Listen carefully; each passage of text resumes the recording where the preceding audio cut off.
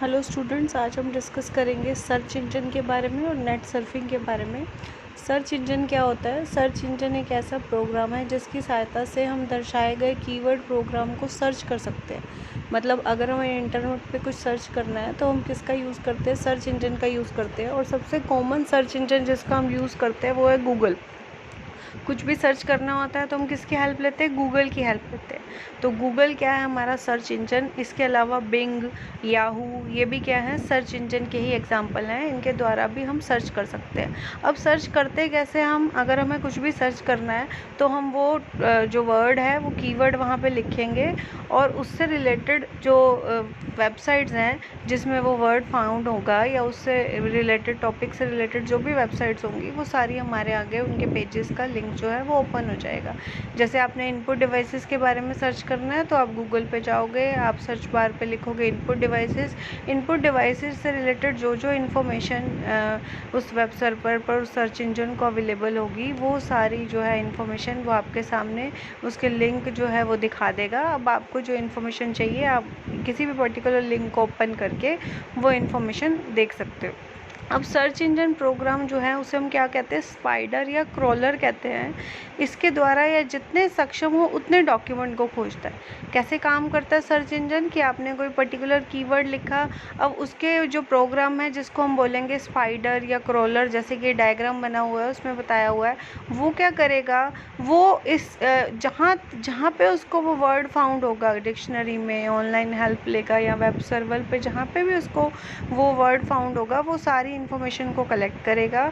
उसके बाद क्या करेगा? एक नेक्स्ट प्रोग्राम जिसको हम इंडेक्सर बोलते हैं, वो क्या करेगा? डॉक्यूमेंट को रीड करेगा और उस डॉक्यूमेंट में जो निहित शब्द है उसके आधार पर इंडेक्स बनाएगा। मतलब वो उसके बाद क्या करेगा? वो सारे डॉक्यूमेंट जो उसने ढूंढे होंगे वो उन डॉक्यूमेंट्स को क्या करेगा? देखेगा और उसके बाद वो है एक इंडेक्स बनाएगा। मतलब जिस डॉक्यूमेंट में वो वर्ड ज़्यादा आ रहा है उसको पहले शो कर देगा, जिसमें कम आ रहा है उसको बाद में, इस तरह से उसकी इंडेक्सिंग करेगा। प्रत्येक सर्च इंजन एक प्रोप्राइटरी एल्गोरिथम का उपयोग करते हैं जिसके सिर्फ अर्थपूर्ण परिणाम ही मिलते हैं। तो इस काम को करने के लिए सर्च इंजन क्या करते हैं? एक एल्गोरिथम का यूज़ करते हैं जिससे कि हमें क्वालिटेटिव रिजल्ट्स जो हैं वो मिले। अब इसमें आप ये भी बता सकते हो कि गूगल सर्च इंजन का यूज़ करते हुए आप क्या क्या सर्च कर सकते हो। जैसे आप वेदर सर्च कर सकते हो, आप टाइम सर्च कर सकते हो कि किसी और कंट्री में इस टाइम क्या टाइम हो रहा है। आपने कोई किसी चीज़ का मीनिंग सर्च करना है वो सर्च कर सकते हो। आपने बुक सर्च करनी है बुक सर्च कर सकते हो। कैलकुलेटर सर्च कर सकते हो, न्यूज़ सर्च कर, anything which you can search using Google. इसके अलावा भी हैं, बिंग भी है, याहू भी हैं, ये भी सर्च इंजन के एग्जांपल है। तो इनका यूज़ करते हुए भी आप कोई भी इंफॉर्मेशन ढूंढ सकते हो, सर्च कर सकते हो। नेक्स्ट है आपका सर्फिंग द इंटरनेट। अब सर्फिंग द इंटरनेट का भी मतलब यही होता है कि इंटरनेट पे कुछ भी सर्च करना, कुछ भी ढूंढना। जैसे कि आपको पता है कि इंटरनेट पे 24 घंटे किसी भी विषय से संबंधित विशाल सूचनाएं उपलब्ध है। काफ़ी ह्यूज डाटाबेस उपलब्ध है आपके इंटरनेट पे। अब उसमें से अपनी ज़रूरत की इन्फॉर्मेशन, जो इन्फॉर्मेशन आपको चाहिए वो सर्च करना, उसको हम क्या बोलेंगे? नेट सर्फिंग या सर्फिंग द इंटरनेट। आप इंटरनेट का यूज़ करके क्या कर सकते हो? अपना कोई पॉलिटिकल न्यूज़ से इन्फॉर्मेशन चाहिए रिलेटेड, आपको बिज़नेस से रिलेटेड इन्फॉर्मेशन चाहिए, आपने ऑनलाइन शॉपिंग करनी है, ऑनलाइन बैंकिंग ट्रांजैक्शन करनी है, आपने रेलवे की टिकट्स या एरोप्लेन की टिकट्स बुक करानी है ऑनलाइन। मतलब जो भी इन्फॉर्मेशन आप सर्च करना चाहते हो उसको सर्च करने को हम क्या बोलेंगे? Net surfing. अब वेब अथवा www को एक्सप्लोर करना वो क्या कहता है? नेट सर्फिंग कहलाता है। ठीक है। अब नेट सर्फिंग जो है दो तरीक़ों से पॉसिबल है। एक तो है यूआरएल का प्रयोग करके, दूसरा है सर्च इंजन का प्रयोग करके।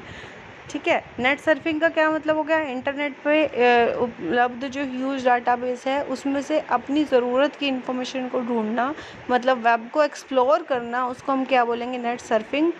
दो तरीक़ों से हो सकती है। जैसे कि पहला तरीका क्या है? यूआरएल का प्रयोग करके, और दूसरा क्या है? सर्च इंजन का प्रयोग करके। यूआरएल क्या होता है? Uniform resource locator. जैसे कि मैंने आपको ये पहले भी इसका लेक्चर सेंड किया हुआ है कि अगर आपको कोई भी वेबसाइट ओपन करनी है तो आपको क्या चाहिए? उस वेबसाइट का यूआरएल पता होना चाहिए, तभी आप वो वेबसाइट ओपन कर सकते हो। यूआरएल का क्या मतलब हो गया? उस पर्टिकुलर वेबसाइट का एड्रेस पता होना चाहिए आपको। ठीक है।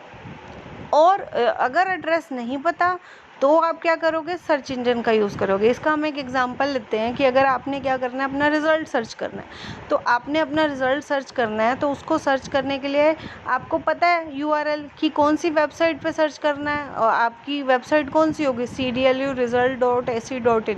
आपको पता है कि अगर आपको अपना रिज़ल्ट देखना है तो इस वेबसाइट पे मिलेगा। तो इस केस में नेट सर्फिंग किस तरीके से होगी, यूआरएल का यूज़ करके।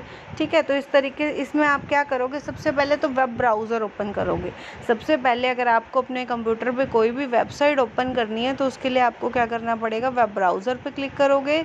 फिर चाहे वो इंटरनेट एक्सप्लोरर हो, चाहे वो गूगल क्रोम हो, चाहे वो मोज़िला फायरफॉक्स हो, जितने भी वेब ब्राउज़र होंगे आपके सिस्टम में, उनमें से जो वेब ब्राउज़र डला होगा उस पर क्लिक करोगे।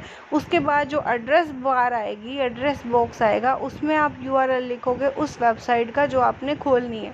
तो इस केस में जब हमने अपना रिज़ल्ट देखना है तो हमें वेबसाइट का यूआरएल पता है, cdlu-result.ac.in, तो हम लिख देंगे। जैसे इसमें यहाँ एग्जांपल दिया हुआ कि इन्होंने यूआरएल लिखा www.yahoo.com, तो उसका पेज खुल गया। आप CDLU लिखोगे तो CDLU का पेज खुल जाएगा। उसके बाद यहाँ पे इनको जाना था ट्रैवल वाले कॉलम पे, इसलिए इन्होंने ट्रैवल पे क्लिक कर दिया, और जहाँ की टिकट बुक करानी थी वो ये करा सकते हैं।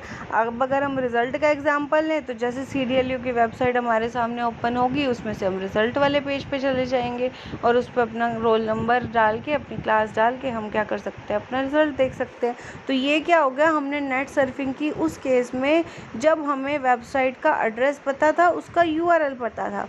अब दूसरा केस क्या है, सर्च इंजन का प्रयोग करते हुए। अब भी हम नेट पे कुछ ढूंढ रहे हैं, नेट सर्फिंग कर रहे हैं, लेकिन अब इस केस में जब हम ढूंढ रहे हैं हमें ये नहीं पता कि हमें कौन सी वेबसाइट पे इन्फॉर्मेशन मिलेगी। जैसे आपको कोई असाइनमेंट बनाने के लिए दे दी जाए और उसमें आपको कहा जाए कि नरेंद्र मोदी जी के बारे में लिख के आओ, तो आपको ये तो पता है आपने किसके बारे में ढूंढना है, नरेंद्र मोदी जी के बारे में, लेकिन आपको ये तो नहीं पता ना कि वो इन्फॉर्मेशन किस वेबसाइट पे उपलब्ध होगी। तो इस केस में आप क्या करोगे, आप वेब ब्राउज़र ओपन करोगे और एड्रेस बार पे अब आप किसका एड्रेस लिखोगे, सर्च इंजन का। आप लिखोगे www.google.com, गूगल का पेज ओपन हो जाएगा।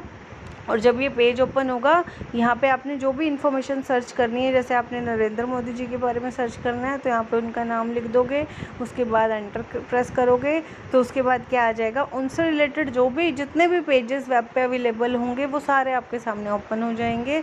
उसमें से अब आपने जो भी उनके बारे में लिखना है, अगर आपको उनकी पिक्चर्स चाहिए तो इमेजेस में पिक्चर्स देख सकते हो, अगर आपको टेक्स्ट चाहिए तो आप इनमें से जितने पेजेस ओपन होंगे उसमें से आप जो आपको मिला हुआ लिखने के लिए उससे रिलेटेड पेज ओपन करके वो डाटा जो है नोट कर सकते हो, उसका प्रिंट आउट निकाल सकते हो, उसको कॉपी करके अपने सिस्टम में सेव करके रख सकते हो। तो ये क्या हो गए, नेट सर्फिंग के 2 मेथड्स। पहला, जब आपको यूआरएल पता है, मतलब आपको पता है आपने कौन सी वेबसाइट खोलनी है, और दूसरा, जब आपको यूआरएल नहीं पता तो आप सर्च इंजन का यूज़ करके क्या करोगे, नेट सर्फिंग करोगे। Thank you.